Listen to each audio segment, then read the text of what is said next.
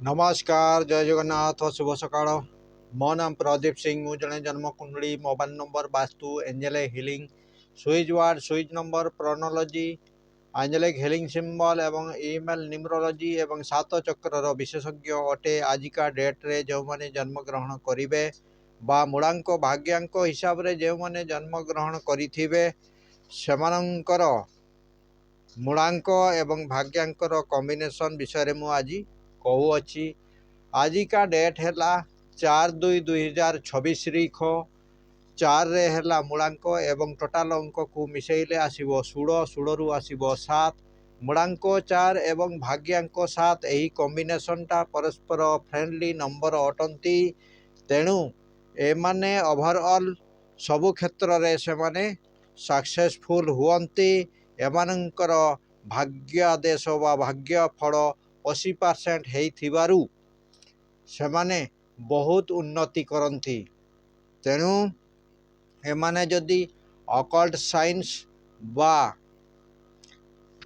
Astrology numerology vastu जो अच्छी यही लाइन रे जदि से माने जानती ताहाले से माने बहुत शीर्ष को से माने पहुँची पारि थांती।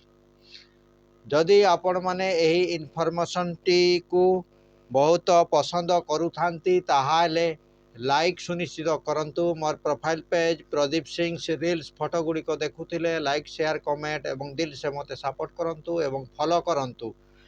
फॉलो करले नीतिदिनिया जीवन रे जो आपणकर जो प्रॉब्लम होची से प्रॉब्लम रो सॉल्यूशन आपण माने एमटी छोटिया रील्स वीडियो माध्यम रे आपण माने सुनिश्चित पाई पारिबे।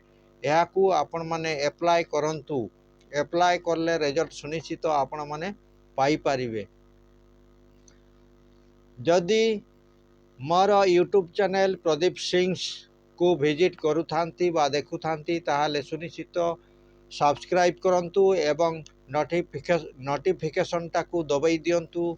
जेतेबेले मु वीडियो अपलोड करी सेतेबेले आपनको पाखको गोटे नोटिफिकेशन पहुँची जीवो एवं आपण माने सर्वप्रथमे मो वीडियो गुड़िक देखिबाकू पाइबे। जदि निज जन्म कुंडली किंबा छुआर नामकरण किंबा मोबाइल नंबर हेउथुवा प्रॉब्लम किंबा घर वास्तुरु हेउथुवा प्रॉब्लम रो समस्यार सॉल्यूशन नेबा पई चाहुथांती ताहाले आपण माने मो सहित कांटेक्ट करि पारिबे।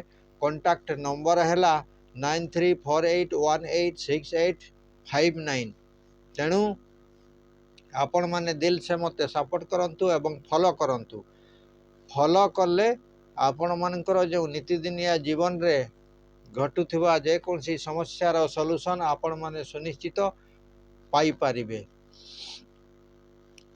वर्तमान पई एतिकी आसंता काली आसीबा गोटे नुआ टॉपिक नहीं नुआ विषय वस्तु नहीं वर्तमान पई रहिली एतिकी। जय जगन्नाथ नमस्कार धन्यवाद। आजिर दिनटी आपणक पई शुभमय हो एतिकी कामना करुछि। रहिली नमस्कार।